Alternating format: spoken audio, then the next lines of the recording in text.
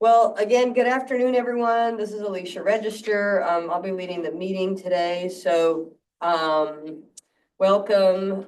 Just remember to log your attendance with the QR code, or I guess in the, Gabby, how do you want them to log The their chat, and then we can share the QR code at the end as well. Awesome. If y'all weren't able to hear Gabby, if you can either say who you are, what your role is, and where you're from in the chat box, and then Gabby will put the QR code at the end. What? The links in the chat too. The link's in the chat. And then the QR code will be at the end. Great.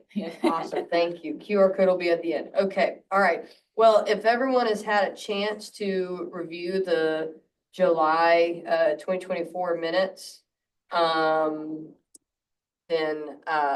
we could first, I guess we can call the meeting to order. Good. Call the meeting to order. Do I need a motion to call the meeting to order? I don't need a motion. Okay, thanks. No. And a quorum is just, for this group, is just a representation of the level 3 and level 4 center. So you're good. We don't have to take. Great. Good. All right. So if I could get a motion to approve the July 19 minutes. Ashley Billington did a motion to approve. We have a second? Second. Awesome. Remind me your name again. Emily from Valdosta. Thank you for being here in person. I appreciate it. All right. So, Liz, do you want to give us some GTC updates? I would love to. Thank you. We had a great 2 days, a great GQuit meeting I know many of you were here on site yesterday and, weren't able to stay with us today. So we appreciate everybody who attended yesterday. It was fantastic. And thanks again to South Georgia Medical Center Health, SGMC Health folks who presented a very compelling case study this morning that really underscored why each and every one of you on this call and in this room are vital to what we're doing here. So we appreciate that. Just a few updates. We are getting very close to the start of the legislative session. There's always a flurry of activity happening around that. So we're working with both the House and Senate budget offices to prep, what we think will be an ask potentially for next session. We will not go for a full 61 million again. We need to tone that down a little bit. That was a little overshot, we think. But the legislators are very interested in supporting trauma care in Georgia. So we just need to work on a more modest, scalable plan, and we think we can do that. So a little bit later, I'll present an update on the, you all know that back in earlier in the year, we released in conjunction with State Office of Rural Health and Georgia Rural Health Innovation Center, the Rural Center Resource Needs Assessment. And that was on the recommendation of the American College of Surgeons, who said we needed to do that. And when we said, okay, great, give us a tool, they were like, oh, well, we don't have a tool. You have to make that up on your own. So we did that and sent it out. We got great feedback. And the second part of that was with the help of Nita Ham, we brought the results of that survey back to everybody who or a representative of centers who participated in that. So we wanted to say, hey, we heard you. Did we get it right? A, and B, here's what we think we can help you with. And how, does this sound reasonable? So we wanted some feedback. So we'll talk about that in a second. And then many of you, even though some of you level 4s, even though you did not have to, you participated in the TCAA finance webinars, which I think was really helpful. We learned a lot. I know I have a lot of work to do now with DCH Medicaid with the type 5 thing, but we really want to help everybody maximize, because again, there's language in the commission code that says that the trauma trust fund is the payer of last resort. So we want to make sure that you guys are optimized in terms of your ability to properly code on your claims to enhance your ability to get revenue offset from that. The level 4 registry startup grants that were approved last year, we've had some uptake on that. There's information on our website for folks who may not be part of the trauma system yet, who could be potentially on this call. But in our efforts to remove the barriers of cost, because the registry has gotten so expensive lately, we don't want folks to have that risk. We want you to come in and dip your toe in and see if this is, something for you. So we wanted to take that away.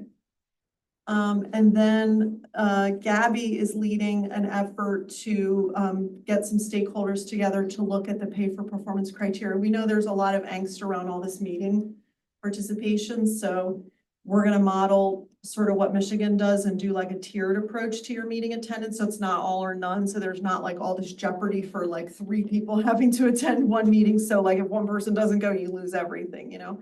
So we'll make it a little less painful, a better tiered approach, but your participation is really important. And so we know that it's not always possible to come in person. We of course do appreciate that when we go to lengths to make it happen in person. And then of course, at the big meetings that we have, at the big meeting once a year, now that it's just one time a year, big meeting. And if you haven't already, if you're, for those of you not here, our annual report was published, so please share that widely.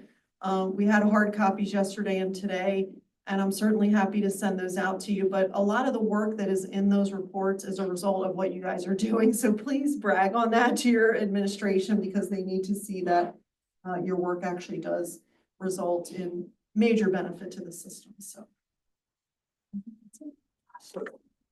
Back to you. Thank Like you.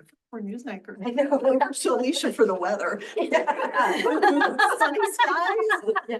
Today, the helicopters are able to run. No, I'm kidding.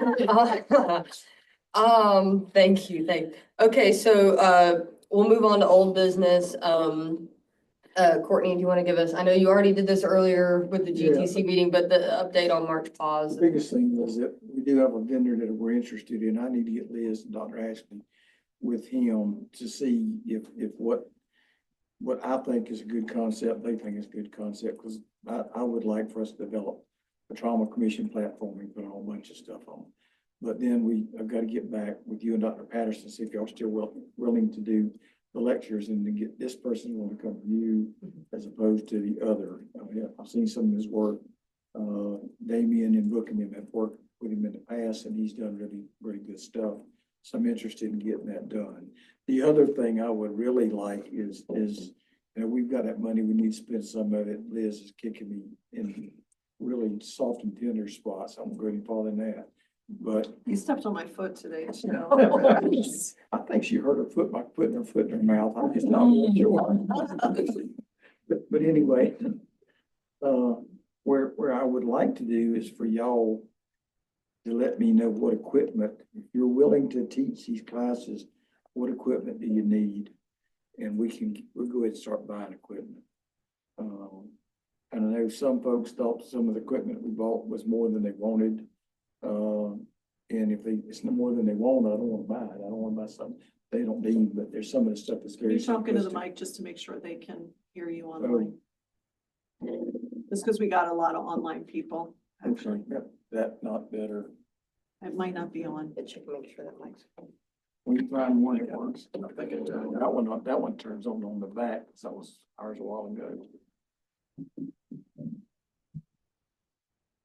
So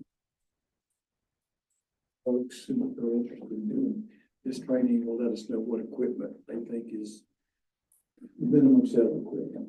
You know, what would they like to use? So reasonable. Oh, sorry, I was looking at make sure that wasn't a comment about March pause. Yeah, no, Comments. I'm watching. Yeah, Courtney, I think, you know, you and a lot of people have put in a lot of effort into March pause, and it's been a process that I think that the effort's going to be worth it in the long run.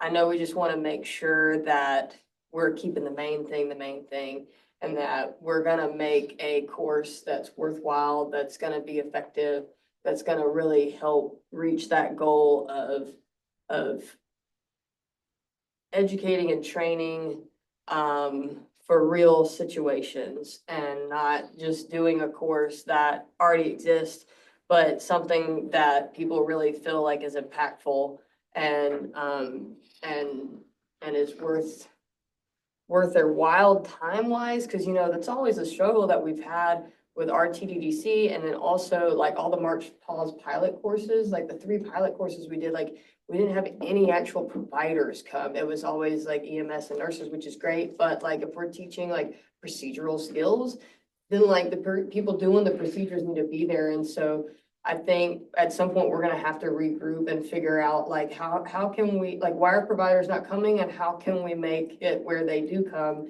and how can we pivot March pause to being that course that's really worthwhile and really effective for these rural facilities. Because at the end of the day, when someone gets hurt, I mean, like the guy that spoke this morning, like that was incredible. I mean, and that really helped refocus. I feel like helped me refocus on what are we doing? Why are we doing it? And it just really helped drive home that point and really kind of remotivated me for okay, we've got to make this something. We've got to really figure out how can we get in all these really small ERs. So no matter where someone gets injured in the state of Georgia, that facility is comfortable like intubating, putting in a chest tube, getting a central line if they have the equipment to do so. If not, then an IO or something like, but the ABCs, get their airway, get their breathing, get their circulation, and then get them out to that right facility as quick as possible. And I think that's the end goal of March Pause. So like, how can we make March Pause hit those objectives? So I'm really excited to move forward with this and whatever it becomes, we've got the money to do it. We've got the people that want to do it, and now we just got to figure out how to make it happen. So I'm excited. So I was kind of intrigued by your pig, Okay. and that's why I didn't even pull forward.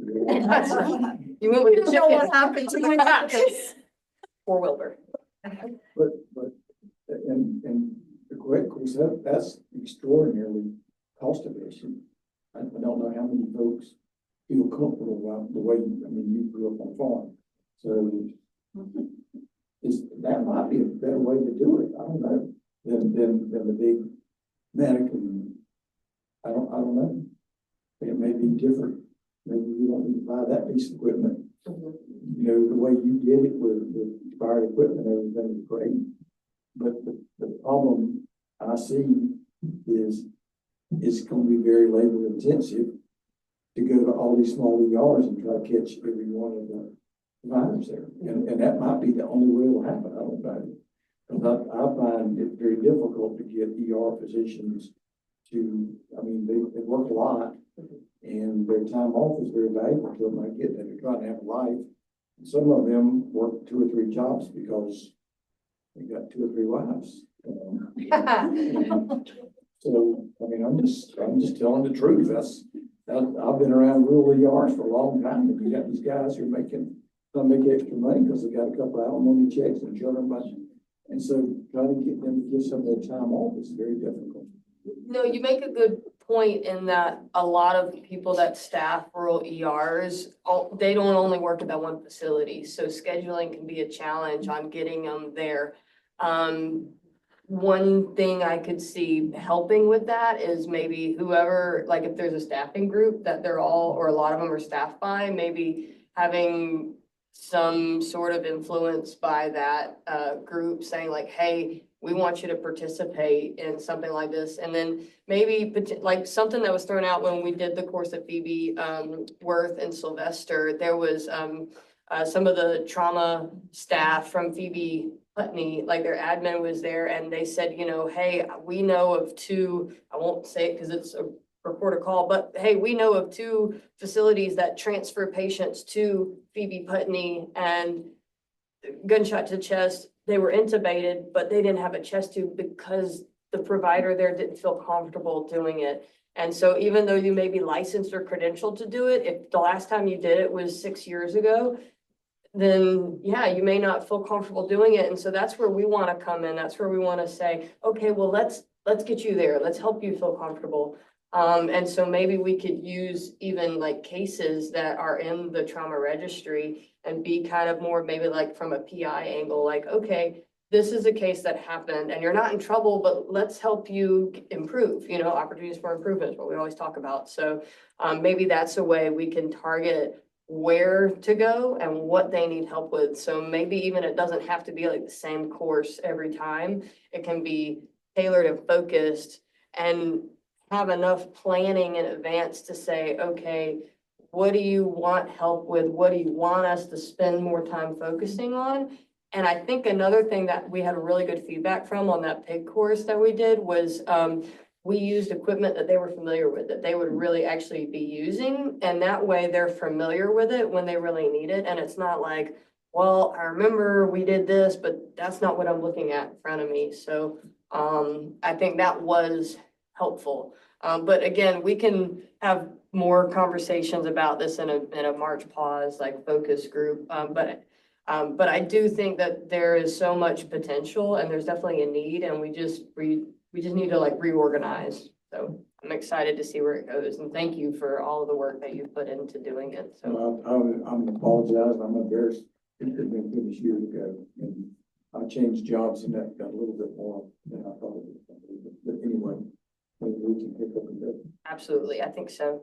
The next thing on the old business is the action planning for the Pennsylvania Trauma Systems Focused Consult Visits and ACS System Consult and the Rural Focused Visit. I think that's kind of where, Liz, you were talking about the survey. Yep. The, Yeah, here I can share that. Awesome. I'm gonna hand that mic back over to you, Liz, for sports. Back to you. Very good. We're punchy at this. We are, sorry, folks. We're a little meeting drunk here. Um, okay. And I know some of you heard this yesterday, so I'm gonna try to tweak it to be like relevant to this group, because this is your people, right? This is all the rural centers in the state. And as you all know,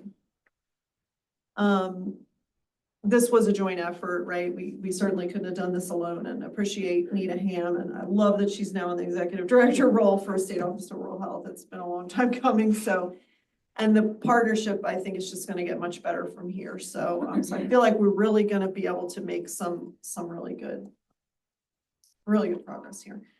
So just to remind you guys, because this was presented back at the May meeting at Chateau, the actual survey results themselves, but it was 66 hospitals. The data were collected from March 11th to April 5th, and we had a great 94% response rate.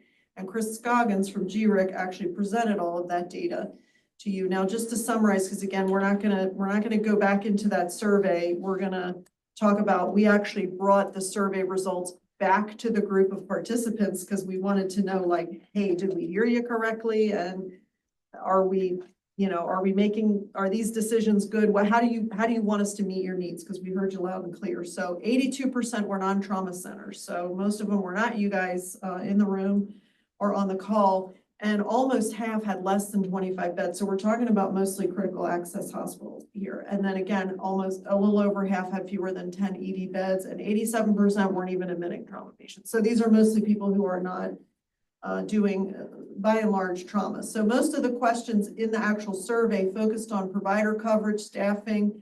Do you have any trauma-related protocols or practice management guidelines? What does your resource and equipment look like that you use in your trauma bays in your hospital?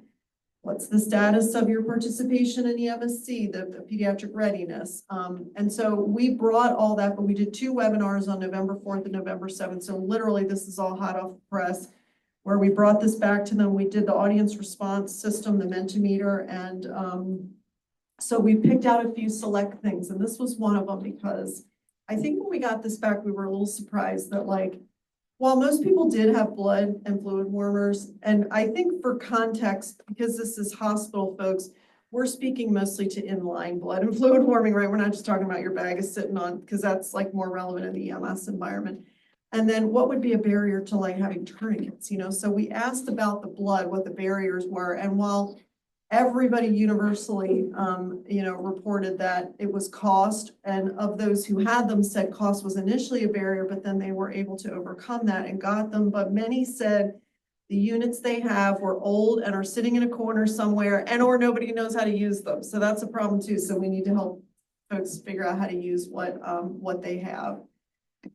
And then we were really interested when this came back about what is your most used form of transportation when transporting trauma patients. So transport modality, ground versus air. I was a little shocked to see this was 50-50 because I didn't think air was utilized as much. We hear a lot, about ground, and I know down here in the Nat region, it's a little hard sometimes. The little weather phenomenon kind of gets in the way of being able to lift.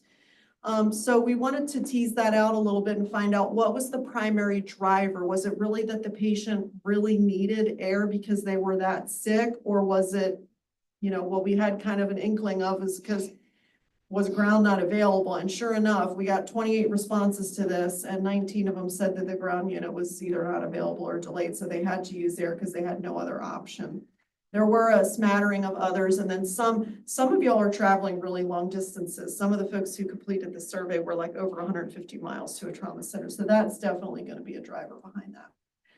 Then we wanted to tease this out a little further, and we were just talking about this, the ATLS, is it required? Okay, so we had a good bit who, yes, it was required, but a little concerning that we had quite a high number of those who said, no, it's not required, or some folks who were really unsure. So we wanted to know what the barriers to that were. And we just did this free text, but most of it boiled down to the comments were around availability of the courses, scheduling, so the providers cannot get away from the clinical area long enough, or they're on their time off, so they certainly don't want to spend their time off in a class, or cost, because ATLS is not a cheap course. So here's just a little bit, and for those of you online, you probably see this a little bit better than folks in the room.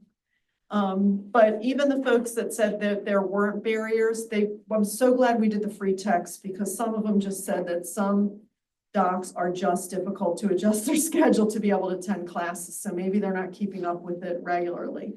And then low availability. So you can see all the themes there. And then next, as I said yesterday, I couldn't help myself. I had to ask this question. Do you think you could meet criteria for trauma center designation, or could you move to a higher level designation if you were one of our respondents who were already designated? And I was, like I said, saying we could do this. About half said, no, thank you, we're done.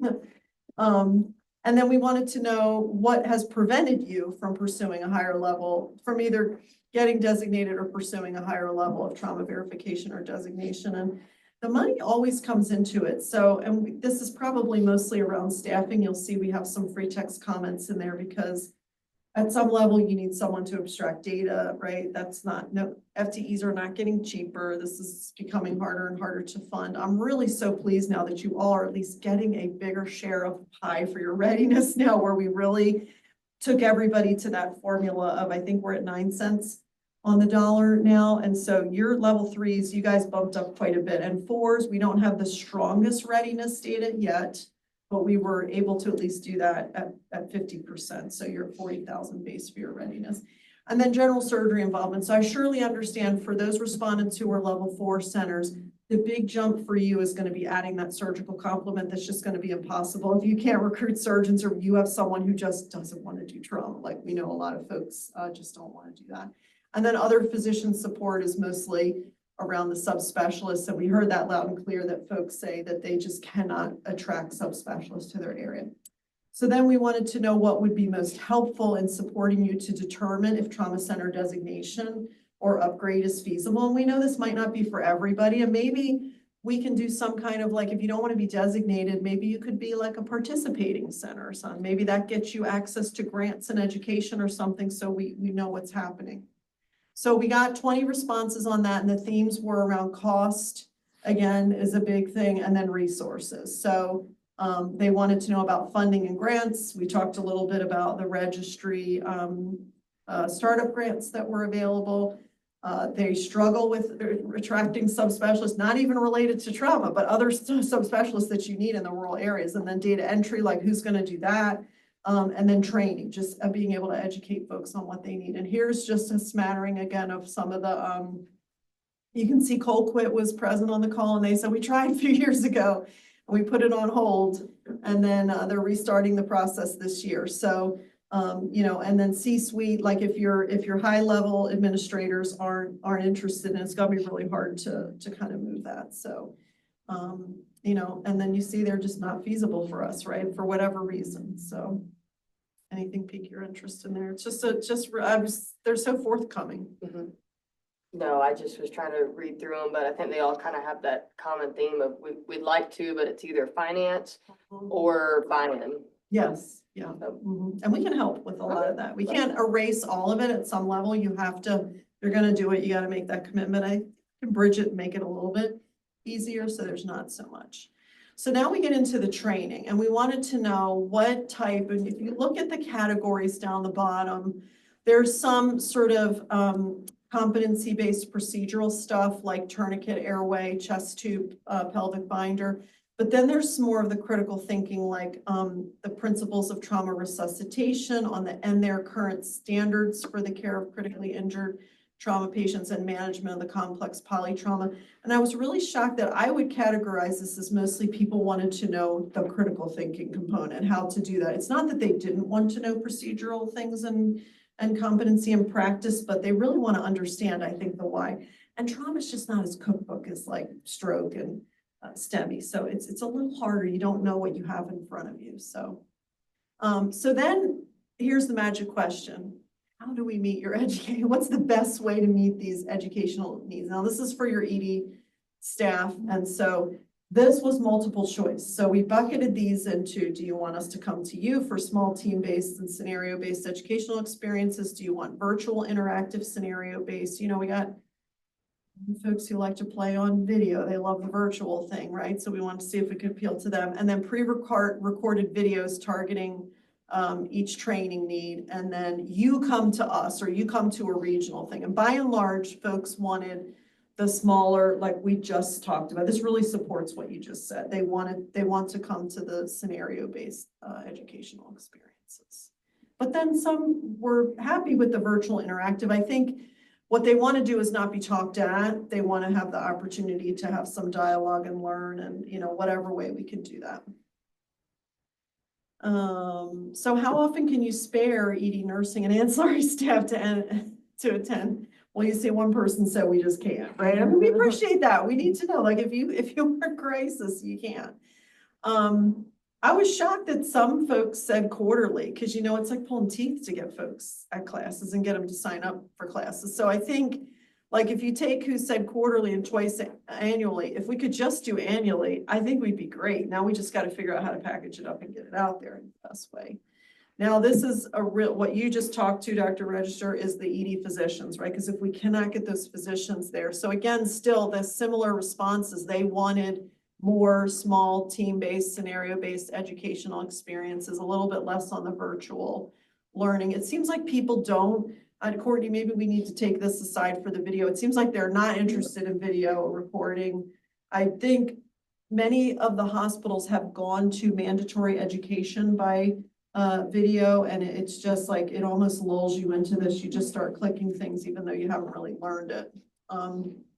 Then we asked, or this was part of the survey that we wanted to know if you participated in an RTDDC course, and unfortunately, a large portion have not, and that's really a miss for us. I think we probably should figure out a way to get this a little bit more widespread. Cheryl's doing a lot of work around this, and so we didn't ask a question specific to this, but we popped this in here because, and again, Nita too, she's interested in getting RTDDC. So we need to kind of come up with what's our repertoire for things that we're going to offer, and at what intervals should we do these things, and some kind of way to tell which thing are you ready for. Should you do RTDDC first? Should you do the small case-based scenario learning, or we come to you kind of thing, you know?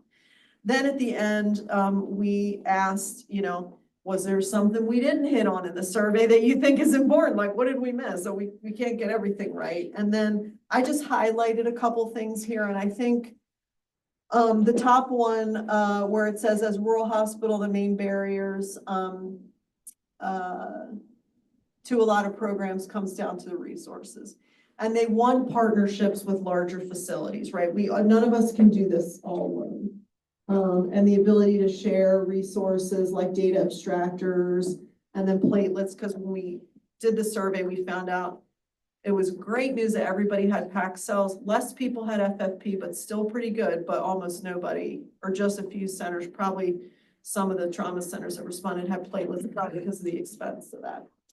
And then what I love, the person who asked this in the middle row there on the left, are there patient outcome data summaries that will be available to measure our care against? Like, oh my gosh, you're our poster child. Yes, we want to help you figure out, and we want to do better. We know level 4s don't really benefit from TQIP, and we have really no sight line into non-designated rural centers. And I think if we can do that, even just the participation thing, and we can get data, we can kind of understand what performance looks like. We can even look at very simple things like initial resuscitation. How well are we doing with that?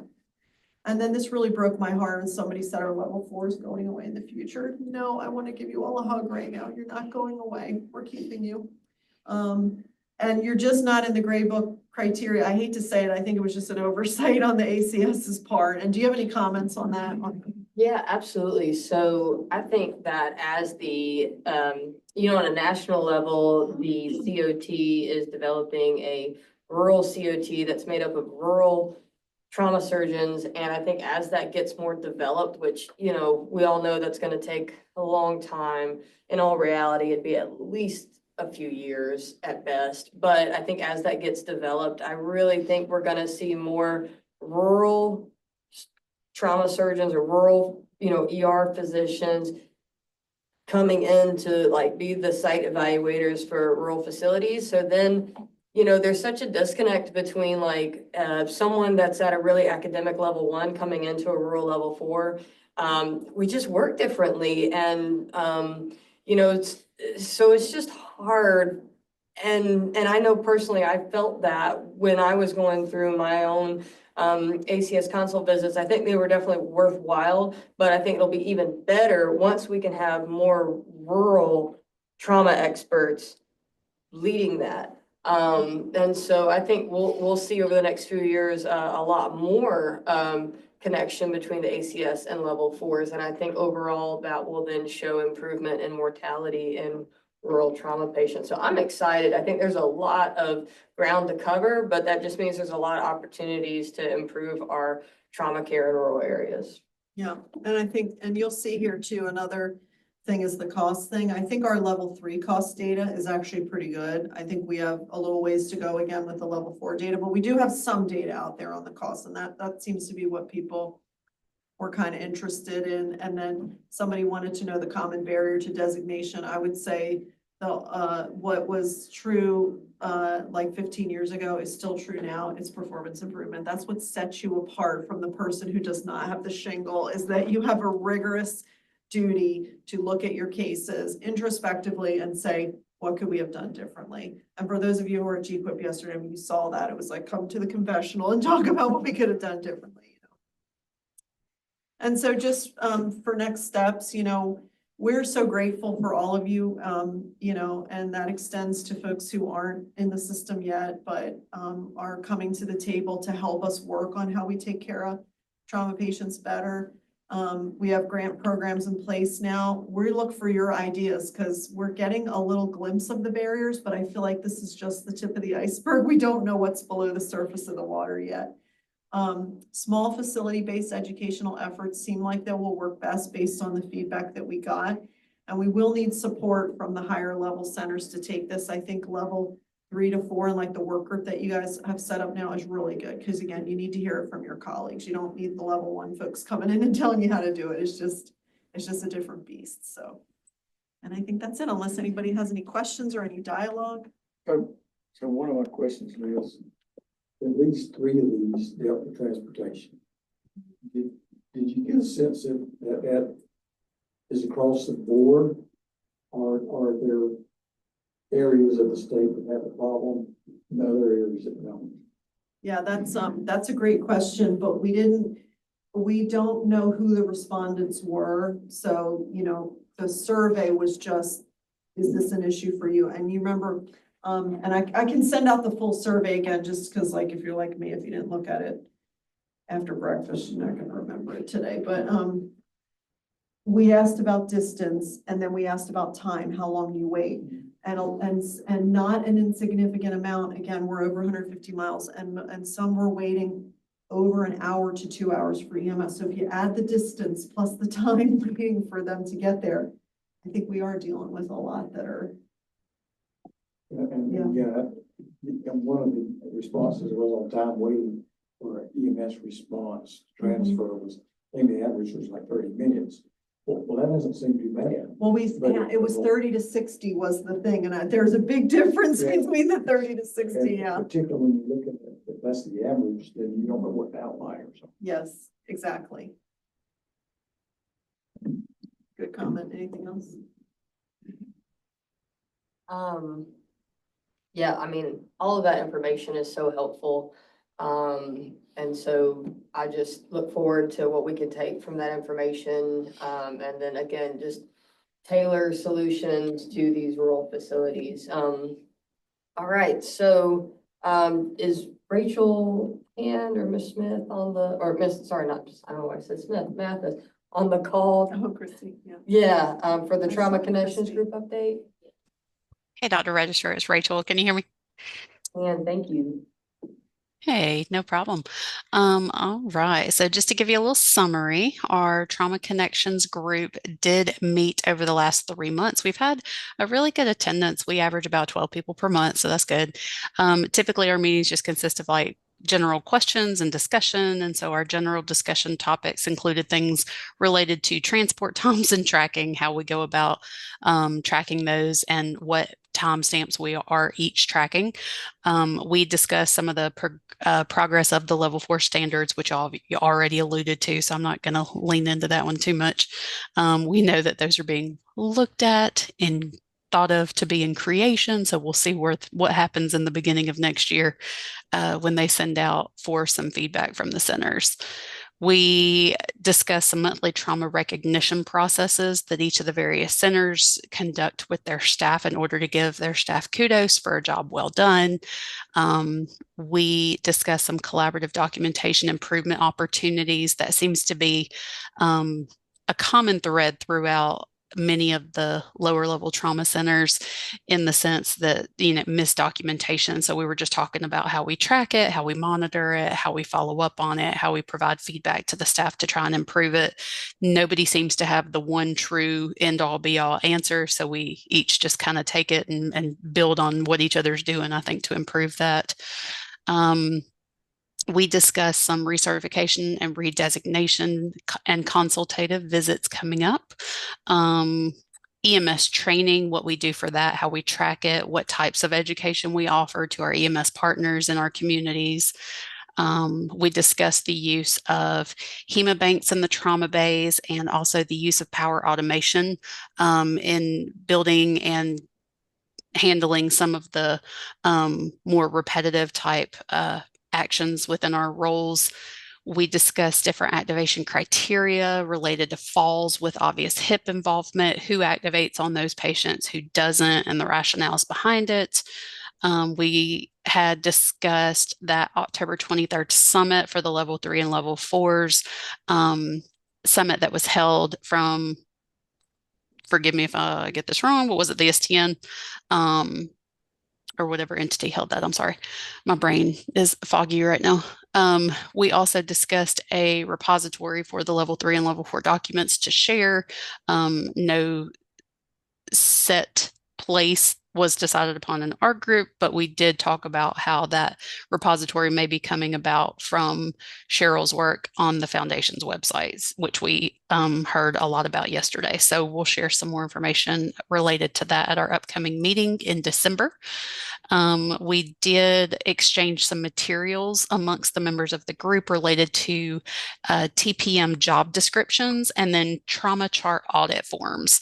So some of the centers were able to share the templates that they utilize as far as like a trauma flow sheet type document. And so we shared that with other members of the group.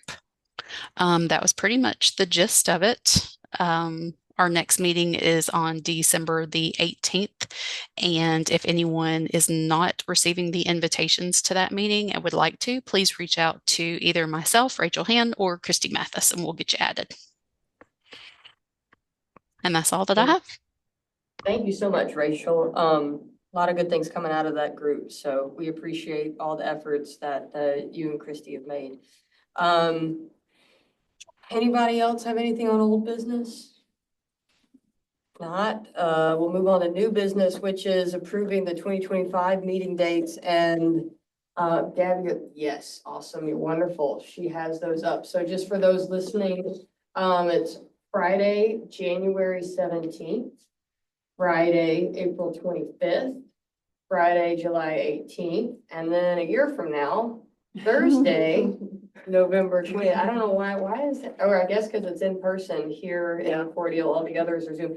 Can I make a proposal to change from 7 a.m. to like 8:30, or is there a better time for people? Because I feel like we did 7 a.m. just because like one time scheduling conflict and just like stuck, and that's just a really bad time on Fridays in the morning for anybody that tries to pack lunches or take kids to school or anything like that. So, does 8:30 on Friday mornings work, or is there a better time that works for people?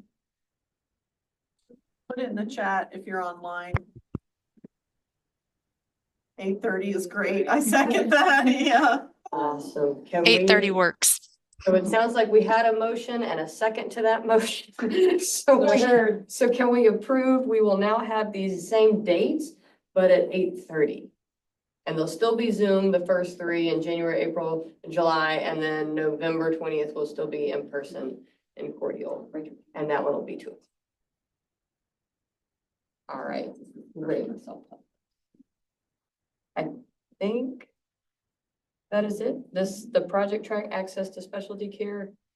Is that? That was where we were talking about having like a flow sheet or some kind of, database where different subspecialty care was at different facilities. Oh, that's right. That was, That's mine. Okay, here, do you want me to pass you the mic? Oh, you'll come up? she'll come over here, sit on the Here, pillow. I'll sit on the pillow. It's gonna be nice. Actually, I sent out the survey to update that, I think last month. I was like, I can't even remember things or so. I need to go back through and see who didn't answer. Because that became a yearly thing. I don't know, it kind of fell and Patterson asked me to do it one time and then it became my, Your cross to bear. and then it became, yes, that's a good way to put it, like that it just became my assignment. You know, and we used to do it over the summer when we had our summer meeting right before then. And so we kind of moved. So it kind of jogs my memory whenever right before we had a meeting. So I did send it out. I just haven't been back to see who I'm missing for that. And this past time I did add a little bit to it about some mass casualty abilities, so to the survey, so we'll see what that adds to it. But I did ask for where we're at with who has what for subspecialty coverage to update that list. And I think it includes also who to contact for feedback. Can you say for that. how that information is accessible? Like the list? We have Gabby posted typically up on a place on the commission website, and we share exactly where that's at. So when it gets finally updated, so I will work on that hopefully in the next couple of weeks, following up who we're missing. Thank you. All right, well. Do you want to talk about the need for cases? for Yes, I know. It's like sensational cases. we just got done with a meeting, you know, but then you start planning the next meeting. Literally at dinner last night, we were planning the February meeting, but February will be here before we know it. So, for those, that were at the GQuIP meeting yesterday, I think we had a fantastic meeting and some of the best case, presentations we have had. So with that, I would just like to say, I'll be reaching out. We'd love to have some cases from, 3 and I don't know that we've ever had one from a 4. So that's really on my radar, to look for some good cases. So, be on the lookout for an email from me if you've never presented. We do keep a list, of, you know, who's had presented, because we don't want to, you know, we want to kind of spread the wealth and, not see the same faces, up there. And so you might be hearing from me. So be thinking about it. Or, you know, if you have a case that was just like, you know, you learned a lot from, you did some great PI around it, feel free to get ahead of the game and reach out to me. We'd love to hear about it. Maybe a case that that they transferred out and got feedback. Yeah, got feedback, you know, included a couple of centers. That's always great. So, for that, because I think, you know, we had some great communication this last time between centers. It's really, you know, I don't know, you know, if safe space is a great, term to use, but I think it really is. We have some great communication, among the group, and I think we're so fortunate, of the state we're in, that we can have those conversations, those open conversations between all the levels. And I think that's how we improve care, and build those relationships. We need some level 4 cases. Yes, definitely, definitely. Level 4s, calling all level 4s. We need the Yeah. cases from you. All right, and if you're on this call and would like to volunteer, then you can put it in the chat box or just email, Any of us. anybody, Yeah, really. they'll get it to me. Great. Okay, well, does anybody have any questions or comments, in the room or online? I'm gonna take silence as a no. So, thank you all for your time. You got 12 minutes back of it. Here's the QR code if you have a screen up. If not, again, Gabby's putting the link in the chat box. And we appreciate y'all's time and thank you. And we will reconvene in January at 8:30. Okay, Not great, 7. awesome, thanks. Y'all have a good one.